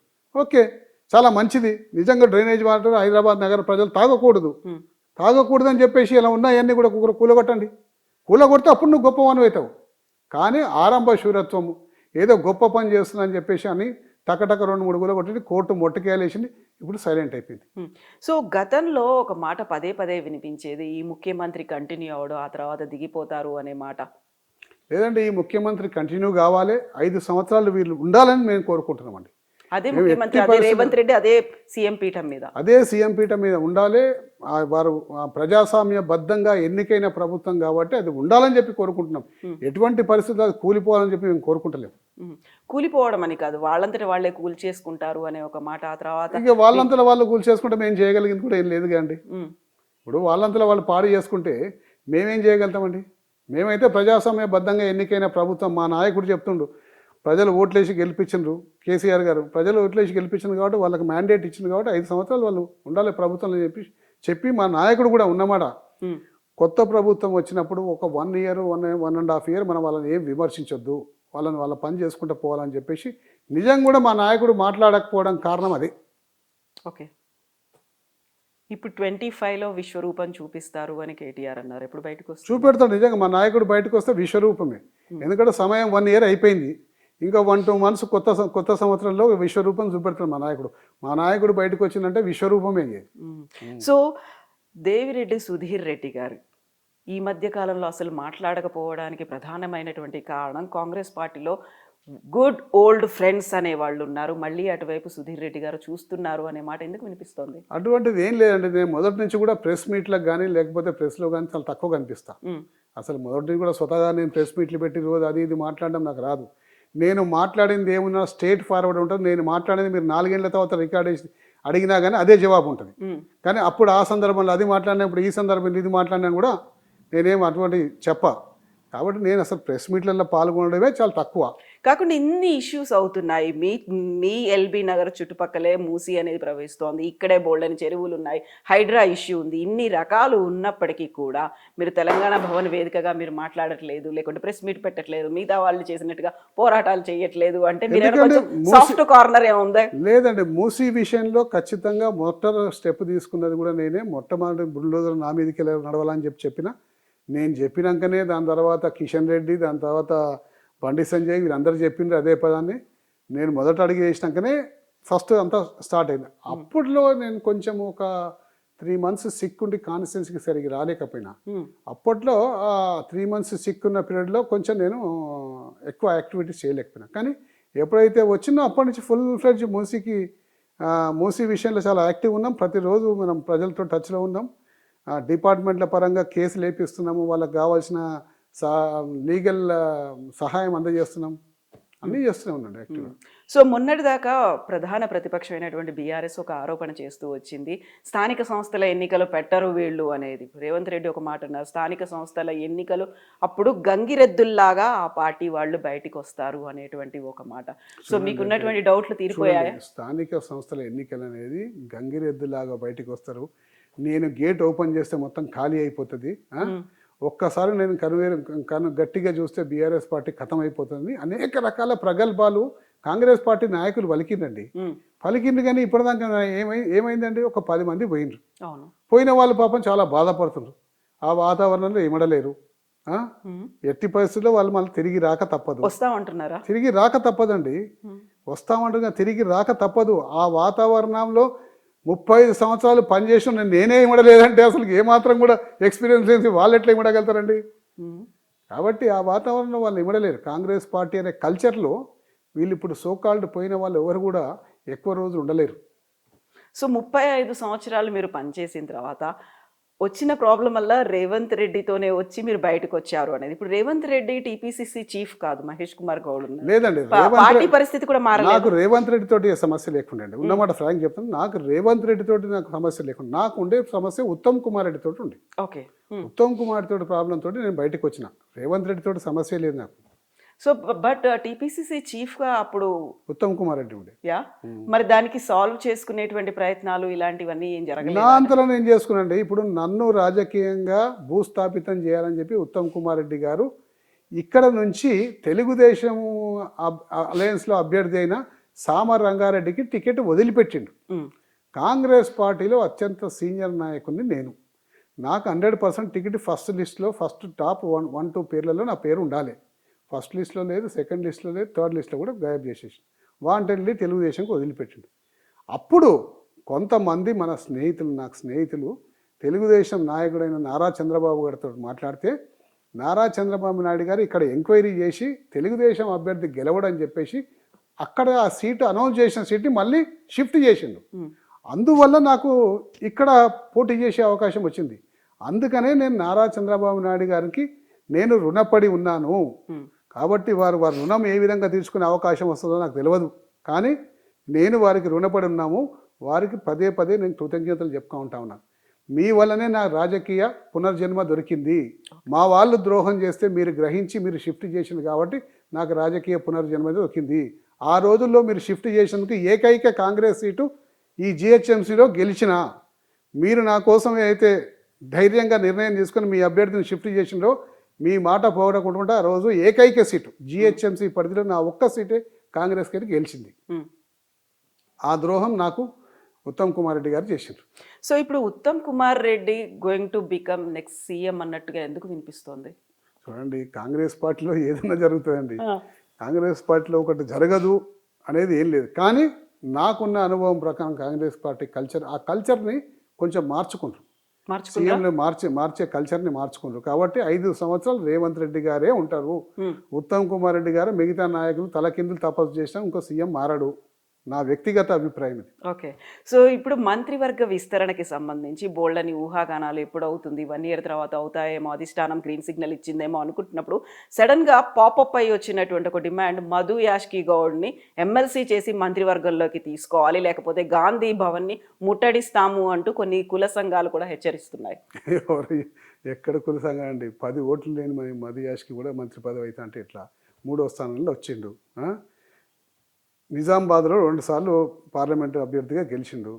నిజామాబాద్లో 2 సార్లు ఓడిపోయింది పార్లమెంట్ అభ్యర్థిగా. ఓడిపోయిన వాడు నిజామాబాద్లో ఉన్న 7 సెగ్మెంట్లలో ఏదో ఒక నియోజకవర్గంలో నిలబడి పోటీ చేయాలి యాక్చువల్గా. అంటే అక్కడి నుంచి పారిపోయి వచ్చిందంటే అక్కడ ప్రజలు ఎంత తీవ్రమైన వ్యతిరేకత ఉందో ఈయన మీద అర్థమైంది మీకు. కొత్త నియోజకవర్గం ఎల్బీనగర్లో వెతుకున్నాడు. నా స్వస్థలం, నేను పుట్టిన ఊరు, నేను పెరిగిన ఊరు అని చెప్పేసి సెంటిమెంటల్గా ప్రజల్ని ఏదో అట్రాక్ట్ చేద్దామని వచ్చిండు. ఇక్కడ కూడా 3వ స్థానంలో వచ్చిండు. మీరు అటువంటి వ్యక్తికి ఇలా గిర్నాలు చేస్తుందంటే కాంగ్రెస్ పార్టీ కల్చర్ అర్థం చేసుకోండి మీరు. ఇక సో ఎవరెవరు అవుతారు అనుకుంటున్నారు? అసలు మంత్రివర్గ విస్తరణ అనేది ఉంటుందా ఉండదా? అంటే ఇక మంత్రివర్గ విస్తరణ అనేది ఎప్పుడు కూడా ఈ రోజు అవుతుంది, రేపు అవుతుంది, ఎల్లుండి అవుతుంది అన్న వాతావరణం కాంగ్రెస్ పార్టీలో కనిపిస్తుంటుంది. కానీ ఈరోజు, రేపు, ఎల్లుండి అనేది కొన్ని నెలలు పోస్ట్పోన్ అవుతుంటుంది. కొన్ని నెలలు అంటే ఈ రోజు అన్నప్పుడు ఒక 3 నెలలు అనుకోండి, రేపు అన్నప్పుడు ఇంకొక 6 నెలలు, ఎల్లుండి అన్నప్పుడు ఇంకో 9 నెలలు. సో వారం అంటే 7 రోజులు కాదా? ఇట్లా మీరు చూస్తుండగా అంటే ఇప్పుడు మంత్రివర్గ విస్తరణ అవుతుందని చెప్పేసి గత 6 నెలలుగా ఇప్పుడు అవుతుంది అప్పుడు అవుతుంది అనుకుంటుంది. ఇప్పుడు 6 నెలలు గడిచిపోయింది. ఇంకొక సంవత్సరం దాకా మంత్రివర్గ విస్తరణ కాదు. సో ఇప్పుడు నెక్స్ట్ ఎలక్షన్స్లో మళ్ళీ సీఎంగా కేసీఆరే ఉంటారని బీఆర్ఎస్ పార్టీ చాలా గట్టిగా చెప్తుంది. నెక్స్ట్ కూడా వచ్చేది మేమే అనేది కాంగ్రెస్ చెప్తుంది. మధ్యలో బీజేపీ మాత్రం మీ ఇద్దరికీ అవకాశం ఉండదు, మేమే నెంబర్ పెంచుకోబోతున్నాము, నెక్స్ట్ గవర్నమెంట్ మాదే ఉంటుంది అని బీజేపీ చెప్తుంది. ఎందుకంటే ఈ 2 పార్టీలను ఇంకా నమ్మే స్థితిలో తెలంగాణ ప్రజలు లేరు అనే మాట. ఇప్పుడు ఆ పార్టీని, బీజేపీ పార్టీని నమ్మే స్థితిలో లేరు, కాంగ్రెస్ పార్టీని నమ్మే స్థితిలో లేరు. ఎందుకంటే కాంగ్రెస్, బీజేపీ 2 అంతర్గతంగా ఒక అండర్స్టాండింగ్కి వచ్చి ఈ రాష్ట్రంలో బలమైన బీఆర్ఎస్ పార్టీని నేను అధపాతాలానికి దొక్కుతా, మీరు నాకు సహకరించండి అని చెప్పేసి రేవంత్ రెడ్డి గారు మోదీ గారిని కోరితే మోదీ గారు అన్ని ఆశీర్వాదాలు ఇస్తుండే ఆయనకు. మీరు బీజేపీని, బీఆర్ఎస్ పార్టీని అధపాతాలానికి తొక్కండి, తొక్కినాక ఆ యొక్క ఓటు బ్యాంక్ని రేపు వస్తే మాకు వస్తుంది, లేకపోతే మీకు వస్తుంది. మాకు వచ్చినా మాకున్న 8 సీట్లు పెరిగితే మాకు అది క్రెడిట్, మేము గెలిచినట్టే. మీకు వస్తే మీరు చేసుకోండి అనే యాంగిల్లో ఇద్దరు పరస్పర అంగీకారానికి వచ్చి బీఆర్ఎస్ పార్టీని ఏ విధంగా అయినా సరే కష్టాల పాలు చేయాలి, లేకపోతే కేసీఆర్ కుటుంబాన్ని జైలు పాలు చేయాలన్న ఒక ఆలోచనతోటి ఇవాళ కేటీఆర్ మీద, హరీష్ రావు మీద, మరి కేసీఆర్ మీద అనేక అభియోగాలు మోపి ఇలా జైల్లో కానీ లేకపోతే అప్రత్యక్ష పాలు చేయాలనే ప్రయత్నాలు జరుగుతున్నాయి. అది ఎంత ప్రయత్నం చేసినా ఆ 2 పార్టీలు కలిసి పోటీ చేసినా రేపు గెలవేయండి. ఆ 2 పార్టీలు కలిసి పోటీ చేసినా గెలవయి. ఖచ్చితంగా రాష్ట్రంలో రేపు రాబోయేది బీఆర్ఎస్ పార్టీ, మా నాయకుడు కేసీఆర్ గారు మళ్ళీ ముఖ్యమంత్రి ఖచ్చితంగా అవుతాడు. మీరు 35 సంవత్సరాల కాంగ్రెస్ పార్టీలో పనిచేసి వచ్చారు. ఇప్పుడు ఒక మాట చెప్పారు మీరు, రేవంత్కి మోదీ ఆశీర్వాదాలు ఉన్నాయి అనుకున్నప్పుడు రేవంత్కి కాంగ్రెస్ అధిష్టానం ఆశీర్వాదం ఉందా లేదా? లేదండి, కాంగ్రెస్ అధిష్టానం ఆశీర్వాదంతో ముఖ్యమంత్రి అయ్యిండు. కంటిన్యూ అవడానికి అంతర్గతంగా మోదీతో ఒక అండర్స్టాండింగ్ పెట్టుకుండు. బీఆర్ఎస్ పార్టీని నేను తొక్కేస్తా పాతాళానికి, మీరు సహకరించాలని చెప్పేసి వారు సహకరిస్తున్నారు. ఉదాహరణలు చెప్పమంటారు దానికి. చూడండి, వాల్మీకి మీ కర్ణాటకలో ఒక కేసు అయిందండి. కర్ణాటక నిధులు హైదరాబాద్కి వచ్చినాయి. హైదరాబాద్కి ఎక్కడికి వచ్చినాయండి? కాంగ్రెస్ పార్టీకి వచ్చినాయి. కాంగ్రెస్ పార్టీ ముఖ్యులు ఒక 2-3 వచ్చినాయి. డిపాజిట్ అయిన అమౌంట్లు ఏ అకౌంట్లో డిపాజిట్ అనేది సిబిఐ వాళ్ళకి తెలుసు. కర్ణాటకలో ఉన్న మంత్రి కానీ, కర్ణాటకలో ఉన్న అతని మీద ఈడీ కేసు అయింది, సిబిఐ కేసు అయింది. మరి ఆ డబ్బులు హైదరాబాద్కి వచ్చినప్పుడు హైదరాబాద్ ఎవరి అకౌంట్లో వచ్చినాయో సంగతి తెలుసుకొని వాళ్ళని కూడా సిబిఐ అరెస్ట్ చేసి మరి ఈడీ కేసులు పెట్టి వాళ్ళ మీద చర్యలు తీసుకోవాలి కాండి. ఇప్పటి వరకు చర్యలు నిల్ అంటే నిల్. ఎందుకంటే మీరు బీఆర్ఎస్ పార్టీ మీద మీరు యుద్ధం చేస్తుండ్రు, బీఆర్ఎస్ పార్టీని అణిచేసే పనిలో మీరున్నారు. కాబట్టి ఇప్పుడు మీకు సమస్య రావద్దు అని చెప్పి మోదీ గారు ఆపి, మీకు ఎటువంటి సమస్య రాదు, మీ దగ్గర సిబిఐ రాదు, మీ దగ్గర ఈడీ రాదు, మీరు కంటిన్యూ చేయండి అని చెప్పేసి అభయహస్తం ఇచ్చి బీఆర్ఎస్ పార్టీ సో మీద ఈ దొరుకుతుంది. అభయహస్తం అనేది రేవంత్ కి గతంలో తను ఆర్ఎస్ఎస్ నుంచి రావడం వల్లే వచ్చిందా, లేదు ఓన్లీ బీఆర్ఎస్ అంటే కోపం కాబట్టి ఆ అభయహస్తం లభించిందా? లేదండి, ఇప్పుడు ఏంటంటే మోదీ గారికి ఏంటంటే ఎట్లాగో 8 సీట్లు ఉన్నాయి. ఉమ్, రేపు బీఆర్ఎస్ పార్టీని ఇక్కట్ల పాలు చేసి బీఆర్ఎస్ పార్టీని అణిచేస్తే ఆ ఓటు బ్యాంక్ ఏమన్నా మాకు ప్రత్యామ్నాయంగా మమ్మల్ని మా వైపు చూస్తారేమో ప్రజలు. అప్పుడు 2వ స్థానానికో 1వ స్థానానికో పోటీ పడే అవకాశం ఉంటుంది మాకు అనే ఆలోచనతోటి మోదీ గారు ఉన్నారు. వీరేమున్నారు, మన బీఆర్ఎస్ మొత్తం అణిచేస్తే నాకే వస్తుంది ఆ ఓటు బ్యాంక్ కాబట్టి నేను మళ్ళీ ముఖ్యమంత్రి కావచ్చు అని రేవంత్ రెడ్డి గారు. సో ఈ ఆలోచనతో ఇద్దరు ఒక ఒక అండర్స్టాండింగ్లో నడుస్తున్నారు. మొన్న పొంగులేటి శ్రీనివాసరెడ్డి ఇంట్లో ఈడీ రేడ్ అయిందండి. భారతదేశంలో ఎంతమంది ఇళ్లలో ఈడీ రేడ్ అయినా కానీ ఈడీకి ఒక సాంప్రదాయం ఏంటంటే ప్రెస్ కాన్ఫరెన్స్ పెట్టి ఏం సీజ్ చేసినాం ఏం చేసినాం ఇవన్నీ చెప్తారండి. ఇప్పటివరకు ఏమైనా జరిగిందండి? అసలు ప్రెస్ కాన్ఫరెన్స్ లేదు, ఏమైందో కూడా ఎవరికి తెలియదు. సో ఇప్పుడు పొంగులేటి పేరు అన్నారు కాబట్టి బాంబులు ఏమయ్యాయి, ఆటం బాంబులు ఇవన్నీ కూడా వీఆర్ వెయిటింగ్. అవి వర్షానికి తడిసిపోయి పేలుతలేవండి. అవి వర్షానికి తడిసిపోయి మీరు ఎదురు చూడట్లేదా? అసలు ఇంక ఉండవు, అవి పేలుతలేవు. అవి వాళ్ళు పాపం బాంబులు అనుకొని ఏదో మా మీద వేసే ప్రయత్నం చేస్తున్నారు. అవి పేలుతలేవు. అవి పేలినా కానీ వాళ్ళ మీకే పేలి ఉల్టా వాళ్ళకే నష్టమవుతుంది. కాబట్టి ఎప్పుడైనా రాజకీయాల్లో ప్రతీకార రాజకీయాలు పడయి, అభివృద్ధిని డెవలప్మెంట్ నీ యొక్క స్టాండ్ నువ్వు ఏ విధంగా పోతుందో ప్రజలు గమనిస్తుంటారు. ఎంతసేపు కేసీఆర్ కుటుంబం మీద దృష్టి పెట్టి కేసీఆర్ కుటుంబాన్ని ఇక్కట్ల పాల్చేయన ఆలోచనని కూడా నీకు ప్రజలు వ్యతిరేకిస్తారు. ఇప్పటి వరకు ఈ సంవత్సర కాలంలో ముఖ్యమంత్రి గారు చేసిన ఆలోచనలో 70% కేసీఆర్ కుటుంబాన్ని ఏ విధంగా అప్రతిష్ట పాల్చేయాలి, ఏ విధంగా ఇరికించాలనే ఆలోచనే తప్ప వేరే అభివృద్ధి కార్యక్రమాల మీద ఎటువంటి ఆలోచన లేదు. సో ఆ 30% దేని మీద ఫోకస్ పెట్టారంటారు? మిగిలిన 30% 30% ఏంటంటే హైకమాండ్కి ఏ విధంగా నిధులు పంపాలి. ఈ ఒక్క రాష్ట్రం ఉంది, కర్ణాటక రాష్ట్రం ఉంది సౌత్లో. ఈ 2 రాష్ట్రాలకే మిగతా రాష్ట్రాల మీద భారం. మొన్న హర్యానా ఎలక్షన్ అయింది, మొన్న మహారాష్ట్ర ఎలక్షన్ అయింది, ఛత్తీస్గఢ్ జార్ఖండ్ ఎలక్షన్ అయింది. ఈ విధంగా ఇక్కడ నుంచి అన్ని నిధులు పోతాయి. అదే కదండి, వేరే వేరే ఇంకేముంటుంది. సో ఇప్పుడు సోనియా గాంధీ జన్మదినం, ఆ సందర్భంగా తెలంగాణ తల్లి విగ్రహాన్ని మార్చే ప్రయత్నాలు ఉన్నాయి. ఆ తర్వాత తను కూడా వస్తారు అనేటువంటి ఎక్స్పెక్టేషన్స్ ఉన్నాయి. సోనియా ఇచ్చినటువంటి తెలంగాణ రుణం తీర్చుకోవాలి అనేటువంటి మాట పదే పదే చెప్తూ వస్తున్నారు. సోనియా ఎందుకు ఇచ్చిందండి అంటే ఒట్టిగా అడగంగానే ఇచ్చిందండి. కొన్ని వేల మంది రోడ్ల మీదకి వచ్చి కొన్ని వేల మంది ప్రాణత్యాగం చేసిండ్రు, కొన్ని వేల మంది ఎంతో మంది గాయపడ్డరు, ఎంతోమంది ప్రజలందరూ కూడా మొత్తం తండోపతండాలుగా రోడ్ల మీదకి వచ్చిండ్రు. రేపు కాంగ్రెస్ పార్టీకి పుట్టగతులు ఉండయి, కాంగ్రెస్ పార్టీ నామరూపాలు లేకుండా అయిపోతుంది అని ఇవ్వాల్సిన పరిస్థితి ఏర్పడ్డది కాబట్టి ఇచ్చిండ్రు. అడగగానే ఇస్తే బాగుంటుండే అండి.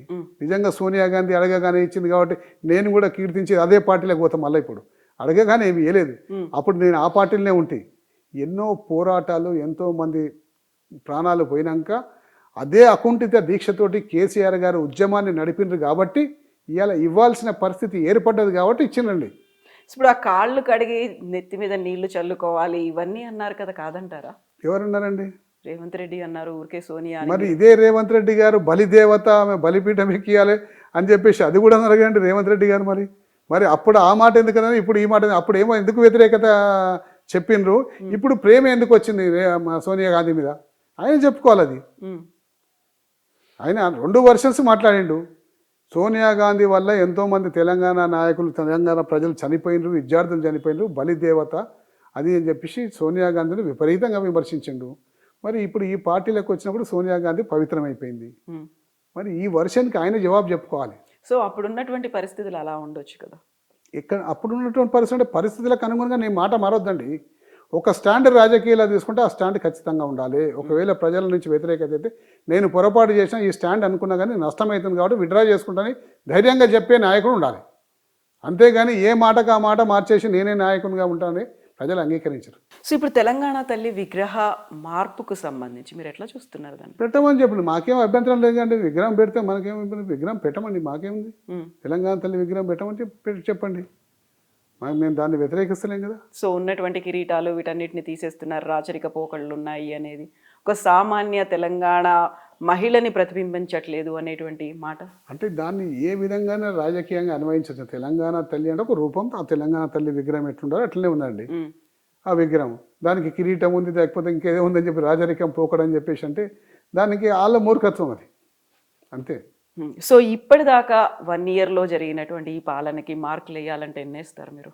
నేనైతే 0 మార్కులు వేస్తాను. మార్కులే ఎందుకట్లా అసలు సున్నా అసలు 0 మార్కులు కనీసం పాస్ కూడా కాదు. లేదండి. అంటే ప్రజల్ని మోసం చేసి అధికారంలోకి వచ్చిన పార్టీ ప్రజల ఆకాంక్ష మేరకు పనిచేయకుండా ఏ అయితే వాగ్దానాలు చేసిండో వాగ్దానాలను అన్ని కూడా ఫుల్ఫిల్ చేయకుండా వాగ్దానం చేయని పనిని సీరియస్గా ఎత్తుకొని నేను ఇవాళ చేస్తా, బుల్డోజర్లు ఎక్కిస్తా, తొక్కిస్తా, మూసీని చేస్తా అని చెప్తున్నాడు. మూసీ ఎప్పుడు కూడా వాగ్దానం చేయలేదండి. ఎన్నికల్లో మూసీ చేస్తాను ఎప్పుడు కూడా చెప్పలేదైనా. వాగ్దానాలు చేసిన ఏదైతే 100 రోజుల్లో పూర్తి చేస్తాను టైం బాండ్ పెట్టిండ్రు అన్నీ కూడా చెప్పిండ్రు. అవి చేయకుండా ఇది మాత్రం చేస్తా, దీనికి అడ్డొస్తే బుల్డోజర్ ఎక్కిస్తా, తొక్కిస్తా, చంపేస్తా అనే పదాలు వాడుకుంటున్న ముఖ్యమంత్రి, అలాగే వంగబెట్టి తొక్కుతా, వంగబెట్టి గుద్దుతా, పేగులు మెడలేసుకుంటా, లాగులల్లో తొండలు వదిలిపెడతా అంటే ఇటువంటి పదజాలాన్ని వాడుతున్న ముఖ్యమంత్రికి నిజంగా 0 మార్కులు వేయాలండి. నువ్వు హుందా అయిన స్థానంలో ఉన్నవి అలా రాష్ట్రం మొత్తం నీ గుప్పిట్లో ఉంది. నువ్వు రాష్ట్ర అధినేతవు కాబట్టి నువ్వు రాష్ట్ర అధినేతకు ఏ విధంగా అయితే హుందా అయితే భాష వాడాలనో అదే హుందా భాష వాడితేనే బాగుంటుంది. ప్రతిపక్ష నేతగా నేను తిట్లు తిడితే సక్సెస్ అయినా అని చెప్పేసి అనుకుంటే ఇలా ముఖ్యమంత్రిగా అదే తిట్లు తిడితే ప్రజలు అసహించుకుంటారు. సో ఇప్పుడు 0 మార్కులు కేవలం ముఖ్యమంత్రికి మాత్రమేనా, మిగతా మంత్రివర్గ సభ్యులకు? కాంగ్రెస్ పార్టీకి అండి. ఇప్పుడు ప్రభుత్వంలో ఉన్న పార్టీకి మొత్తం అన్ని శాఖలు విఫలమైపోయినారు. ఏ శాఖ కూడా ఒక కొత్త రకమైన ప్రయోజనతుడు ప్రజలకు మేలు చేసే ఇలా మంత్రి లేకుండా అయిపోయినారు. అన్ని శాఖలు విఫలమైపోయి సో అందరూ ఫెయిల్ అయ్యారు. అందరూ ఫెయిల్ అయిపోయినారు. ఒక దాంట్లో మాత్రం సక్సెస్ అయిపోయినారు. రాబోయే 5 సంవత్సరాలే టైం ఉంది కాబట్టి ఏ విధంగా డబ్బు సంపాదించుకునే దాంట్లో మాత్రం సక్సెస్ అయ్యారు. సో దాంట్లో అయితే 100% మార్క్స్ వస్తాయా? దాంట్లో 100% మార్క్స్ వస్తాయండి. వాళ్ళకే డబ్బు ఇచ్చడానికి అపాయింట్మెంట్ దొరుకుతుంది, డబ్బు ఇచ్చడానికి అపాయింట్మెంట్ కూడా దొరుకుతలేదు. అన్ని డిపార్ట్మెంట్లో అలాగే ఉందా? అంతా అన్ని డిపార్ట్మెంట్లు అట్లే ఉంది. కవిత ఫ్రంట్ రోల్లోకి వచ్చేసింది, ముందు కీలకమైనటువంటి పాత్ర పోషిస్తోంది. అందువల్లే అలిగి కేటీఆర్ కూడా వెళ్ళిపోయాడు అనేటువంటి మాట. కవిత అరెస్ట్ తర్వాత బయటికి వచ్చిన తర్వాత చాలా కాలం చాలా సైలెంట్గా ఉన్నారు. బట్ ఇప్పుడు ఒక 15-20 డేస్ నుంచి చాలా యాక్టివ్ రోల్ అనేది ప్లే చేస్తున్నారు. అంటే ఇప్పుడు చూడండి, మెయిన్ పిల్లర్ మాకు కేసీఆర్ అండి. కేసీఆర్ మెయిన్ పిల్లర్తో పాటు అనేక రకాలుగా పార్టీని స్ట్రెంథన్ చేసిన కేటీఆర్ గారు ఉన్నారు, హరీష్ రావు గారు ఉన్నారు, కవిత గారు ఉన్నారు, ఇంకా చాలా ముఖ్య నాయకులు కూడా ఉన్నారు. వీళ్ళందరూ కూడా కేసీఆర్ గారు ఇచ్చిన గైడ్ లైన్స్ మీద పనిచేస్తూ ఉంటారు. ఆమె వచ్చి పనిచేస్తే తప్పేముందండి? ఆమె వచ్చి పార్టీ కోసం పనిచేస్తుందిగా, దాంట్లో మీరు తప్పెందుకు పడుతున్నారు? వేరే యాంగిల్ వేరే కోణాన్ని ఎందుకు చూస్తున్నారు? గతంలో చేయలేదు ఆమె? గతంలో జాగృతి అని పెట్టేసి గ్రామాన్న తిరిగి తెలంగాణ రావాలని చెప్పేసి గ్రామాన్ని తిరిగి ఎన్నో రకాల ఉద్యమాలు చేసి తను కూడా తెలంగాణ రావడానికి ఒక పాత్ర పోషించింది కండి. మరి దాంట్లో ఇలా తప్పేముందండి? ఇలా వచ్చి బయటకు వచ్చి ప్రతిపక్షంలో ఉన్న ఒక నాయకురాలుగా మాట్లాడితే తప్పేముందండి? దాన్ని మేము స్వాగతిస్తున్నామండి. కవిత గారు రావాలి, తిరగాలి. రేపొద్దున తెలంగాణ పార్టీలో బీఆర్ఎస్ పార్టీలో ఉన్న ప్రతి ఒక్క నాయకురాళ్ళు అందరూ కూడా రేపొద్దున రావాలి, బయటకు వచ్చి బలంగా పనిచేయాలి, ఈ కాంగ్రెస్ పార్టీని గద్దె దింపాలి. సో కవిత గతంలో తెలంగాణ జాగృతి తరఫున తీవ్రమైనటువంటి పోరాటాలు, ఉద్యమాలు ఇవన్నీ చేసినప్పటికీ కూడా వెరీ రీసెంట్గా ఆల్మోస్ట్ ఒక 1 ఇయర్ 1.5 ఇయర్ బ్యాక్ దాన్ని భారత జాగృతిగా చేశారు, తెలంగాణ జాగృతి కాకుండా. ఇప్పుడు మళ్ళీ తను తెలంగాణ జాగృతి అనేటువంటి కండవాలు వేసుకొని ఆ తెలంగాణ జాగృతి తరఫునే కార్యక్రమాలు చేస్తున్నారు. టీఆర్ఎస్ కూడా బీఆర్ఎస్ మారిన తర్వాత బీఆర్ఎస్ నుంచి మళ్ళీ టీఆర్ఎస్ అవబోతోంది అనేటువంటి మాటలు వినిపిస్తున్నాయి. మీ ఒపీనియన్? లేదండి, ఆల్రెడీ మా నాయకుడు స్పష్టం చేసేసిండు. టీఆర్ఎస్ పార్టీ బీఆర్ఎస్ పార్టీగా మారింది, మళ్ళీ టీఆర్ఎస్ పార్టీగా మారబోదని నాయకుడు ఒక దగ్గర మీటింగ్లో చెప్పేసిండు. కాబట్టి దాని గురించి ఆలోచన చేయాల్సిన అవసరం లేదు. ఎస్, బీఆర్ఎస్ పార్టీ తరఫున పోరాడుతున్నాయి. ఓకే, ఎస్ అండి, thank you so much and best wishes to you.